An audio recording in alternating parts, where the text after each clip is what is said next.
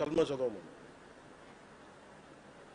ఇంత ఘాతుకంగా చంపిన తర్వాత దేశం మొత్తం కూడా ఒక డెసిసివ్ యాక్షన్, ఒక బోల్డ్ యాక్షన్ కోసం ఎదురు చూస్తుంది.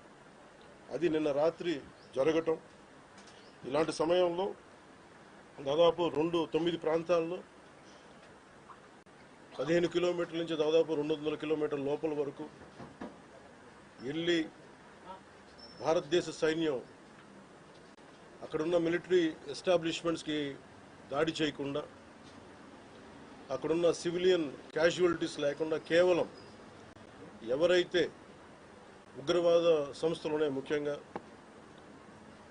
ఈ 3 సంస్థల మీద ప్రత్యేకించి దాడులు జరపడం, వాటిని ధ్వంసం చేయడం నిజంగా ఇది భారతదేశం ప్రతి ఒక్కరూ హర్షించదగ్గ విషయం. ఎందుకంటే 90s నుంచి కూడా కశ్మీర్ అనేది మనకి ఎప్పటి నుంచో Kashmir is an integral part of our nation, as undeniable fact అది. కానీ ప్రత్యేకించి ఈ ఉగ్రవాద మూకలు, పాకిస్తాన్ ప్రేరేపిత ఉగ్రవాద మూకలు, ఇది 90లో కూడా ఇలాగే కశ్మీరీ హిందూస్ని కశ్మీరీ పండిట్స్ని చంపేశారు. ఇట్లాగే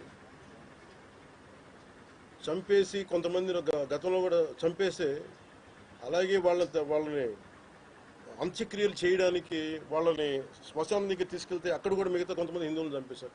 సో హిందువుల మీద దాడి అనేది ఇది అనాదిగా జరుగుతూనే ఉంది. కానీ I think it is a right time to take a decisive and bold action.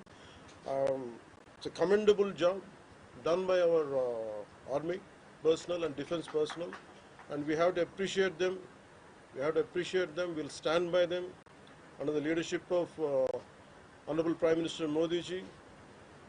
We will stand by you, sir, and whatever you have taken, whatever decision, bold decision you take, we're going to stand by you. We are with you. Idi at the same time ప్రత్యేకించి